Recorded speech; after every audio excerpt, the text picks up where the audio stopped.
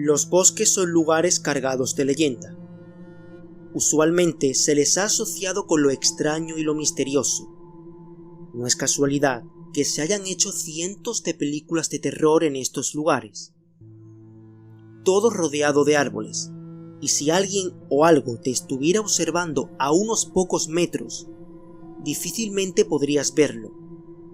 Si a esto le sumamos que es de noche, tenemos la combinación perfecta para vivir una auténtica pesadilla que difícilmente olvidaremos en nuestra vida. La historia que voy a contar a continuación la encontré en la plataforma Reddit. Su protagonista es un supervisor de proyectos para construir viviendas en el bosque. Él jura que es 100% real. Empezamos. Hay en este mundo criaturas que ni siquiera el más obseso de la ciencia ficción y el horror más escabroso pueda imaginar. Son reales, extrasensoriales e hiperconscientes. Afortunadamente, se pueden burlar con la pericia suficiente. Sin embargo, son más ávidos que la gran mayoría del vulgo, por lo cual mi historia es increíble. Pero juro por estos ojos que vieron lo impensable, que es totalmente cierta. Era el supervisor del proyecto Hogares en el Bosque, un proyecto inmueble que pretendía construir viviendas económicas en el bosque con madera y materiales lo más reciclables posible, hasta que la entidad crediticia dejó de financiar el proyecto y cayó en bancarrota después de que le llovieran demandas millonarias por la desaparición de sus trabajadores. La noche del 13 de agosto de 1999, estaba durmiendo con mi equipo de constructores en nuestras carpas en el bosque Black Hills. Yo dormía con mi compañero en una tienda de campaña bastante amplia, tanto que incluso diría que cabían otras 2 personas más. El caso es que me desperté a eso de las 12 de la noche. Tras un fuerte estruendo, al salir de la carpa, vi que no fui el único sorprendido por el ruido. En aras de no despertar a nadie, yo y el trabajador que se había levantado decidimos hablar con gestos y a voz muy baja. Caminamos hacia adelante de nuestras carpas para no perdernos. El ruido parecía haber venido de la sala de electricidad, aproximadamente a 1 kilómetro de donde estábamos. No nos demoraríamos. Luego de caminar durante unos 6 minutos, dimos con la sala de electricidad del proyecto.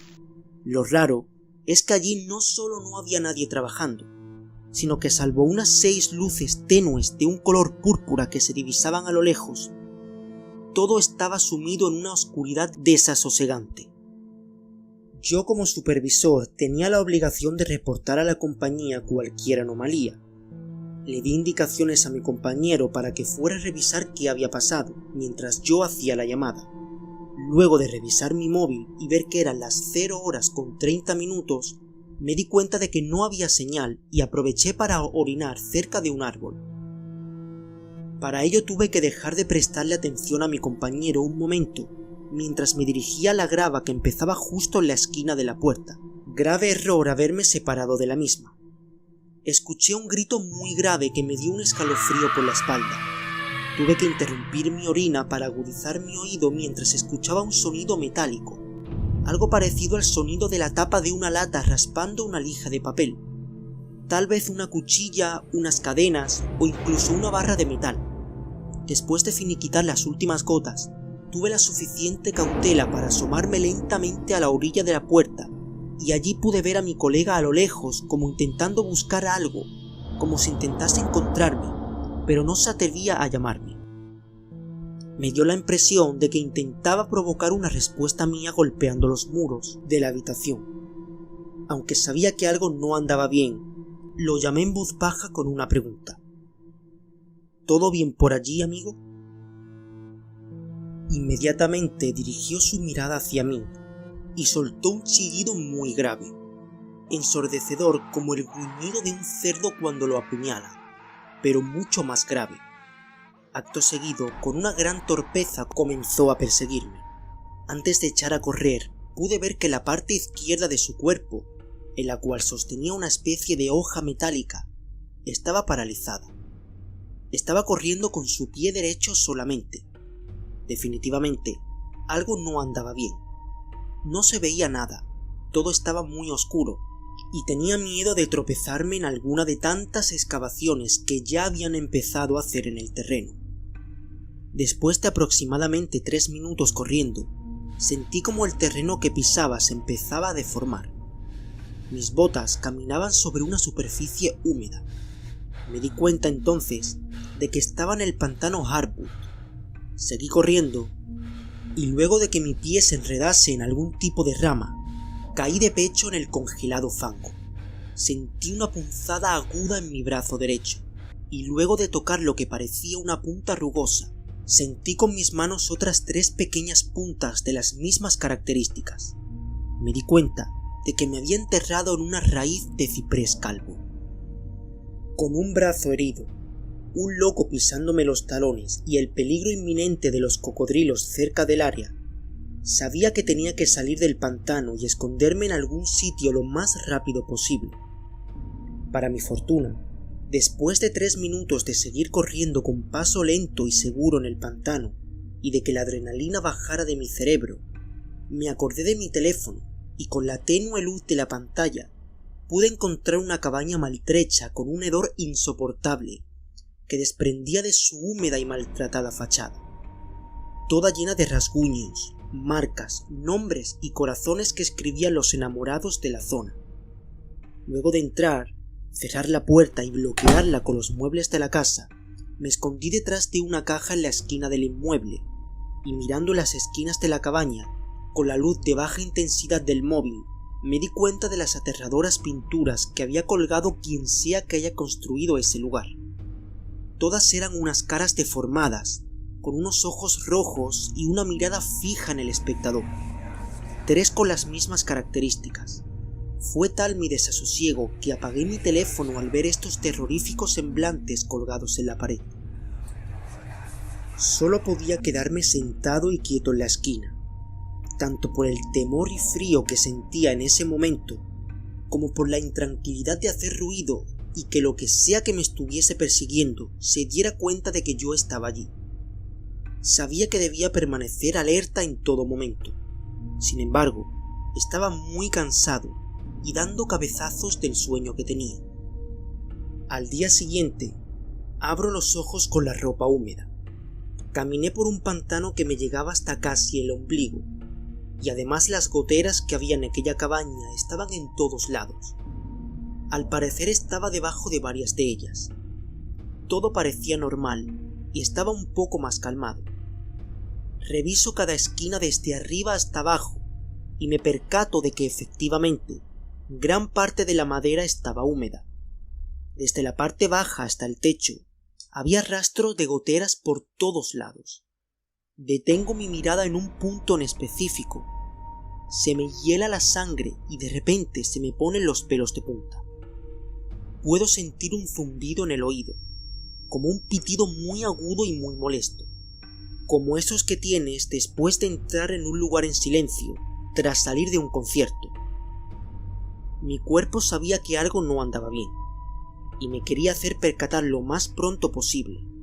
Me sentía aterrado al darme cuenta de que las pinturas que vi la noche anterior habían desaparecido. Sabía que algo no andaba bien. Al inhalar succiono más profundo y sostenido. Mi respiración se agita. Vuelvo a hacer el mismo recorrido ocular.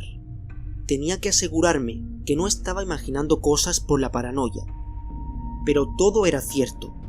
Salvo unas extrañas ventanas y unas goteras, todo estaba igual que la noche anterior. Cubro mis ojos con mis manos al darme cuenta de que en realidad las pinturas en ningún momento se fueron. Es que nunca estuvieron allí. En realidad, las figuras escabrosas y con esos ojos rojos y esa mirada de piedra directa al alma del espectador no eran brochazos de algún extravagante y perturbado artista expresionista que no conoce nadie. Eran más bien los ojos inmóviles de alguna entidad. Lo que sea que me estuviese viendo la noche anterior estaba vigilante de mis movimientos. Nadie con una mínima salud mental se quedaría en medio de la noche en un bosque viendo fijamente por una ventana mientras afuera llueve a cántaros. Después de cruzar otra vez el pantano, llego a las carpas donde había estado antes de que todo sucediera. Tal fue mi sorpresa al ver que ninguno de mis compañeros se encontraban allí. Todas y cada una de las carpas estaban vacías. La falta de personas, el aire frío mañanero juntado con la ya fragosa situación que me hacía sentir mi cuerpo, creaban el cóctel perfecto del desasosiego. Cada vez me sentía peor. Iba corriendo por aquel indómito lugar mientras sentía que me temblaban las piernas. De repente, a unos 6.000 o 6.500 pies de encontrar la carretera, se me ocurre mirar a los costados. Encuentro postes de luz. Sí, he dicho bien, postes de luz. En pleno bosque abierto, postes de luz que ni yo había visto antes ni ninguno de mis compañeros había reportado al entrar por primera vez al lugar. Repito, todavía no había llegado a la carretera. Faltarían como mínimo la distancia de unos 6 o 7 estadios de fútbol. Claramente, como supervisor, tengo que saber cómo entrar y salir del bosque en caso de emergencia. La cosa es que la única salida que se sepa es hacia la carretera.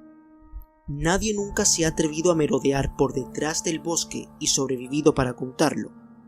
La cabaña en la que estuve fue construida presumiblemente por alguien que viene a pescar en el pantano de manera recurrente. Tenemos conocimientos de pescadores en la zona, pero nunca se atrevían a poner un pie más lejos de la inmensidad del pantano. Entre otras cosas, porque la comunidad es pequeña y es fácil enterarse de los rumores.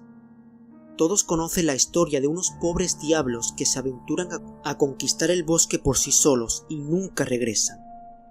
Tal fue el caso de Jack Danielson, un intrépido señor de avanzada edad que, ya habiendo quedado viudo con 2 hijos independientes, no tenía ningún freno que no le permitiera salir a explorar el bosque.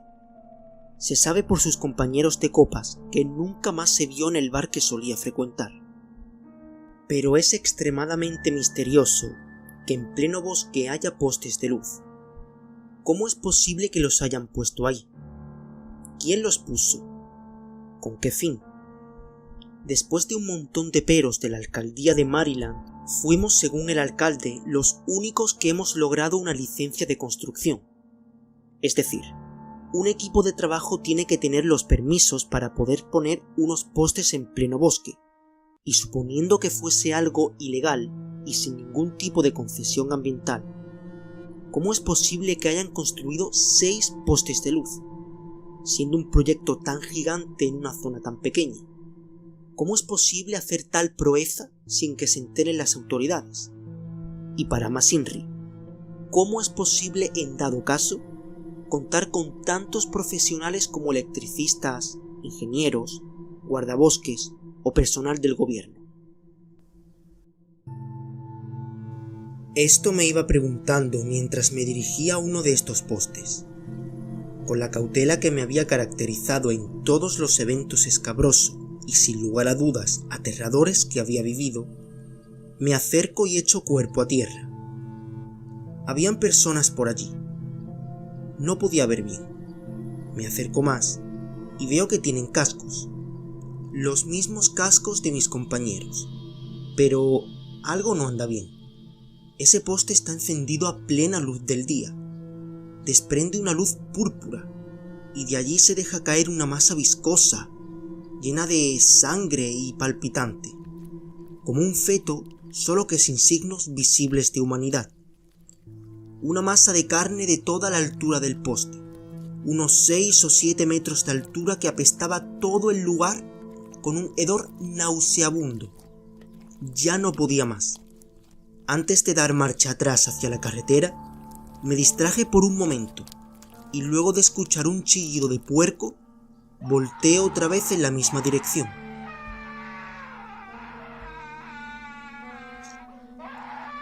Esa masa carnosa y viscosa de antes ya no estaba. Sin embargo, había una persona en su lugar, con el casco y con una visible torpeza para mantenerse en pie. Me es inevitable recordar la escena que viví en la sala de electricidad la noche anterior.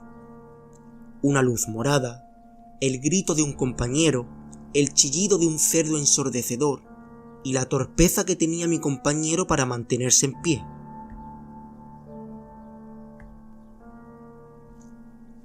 Recuerdo sin embargo dos asuntos. Esa cosa había chillado cuando sintió mi presencia. Es decir, después de ver la masa salir del poste de luz, esa masa viscosa y desagradable se dio cuenta de que había alguien por ahí poco después, y me percaté además que, a diferencia del episodio vivido en la sala de electricidad, nadie gritó. ¿Por qué? Con más miedo que ganas de descubrir la respuesta, eché a correr. Y luego de encontrar la carretera, caminé y después de encontrar unas 6 señales de tránsito, le pedí a una señora que pasaba que me recogiera. No cualquiera sube a desconocidos a su auto, pero con el claro aspecto demacrado, la ropa sucia, el sudor que tenía por toda la cara y la sangre recorriendo mis brazos, hasta yo hubiese parado. Parecía un herido de gravedad. La señora, que tiempo después descubrí que se llamaba Rose, condujo 6 horas hasta el hospital de Maryland.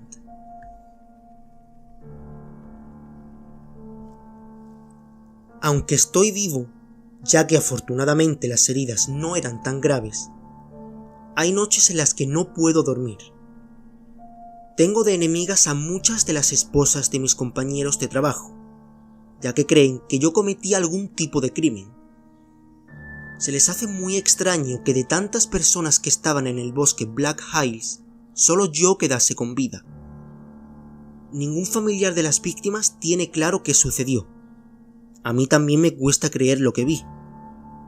La realidad supera la ficción, pero en ocasiones, estas parecen mezclarse generando un evento aterrador, mortal e increíble.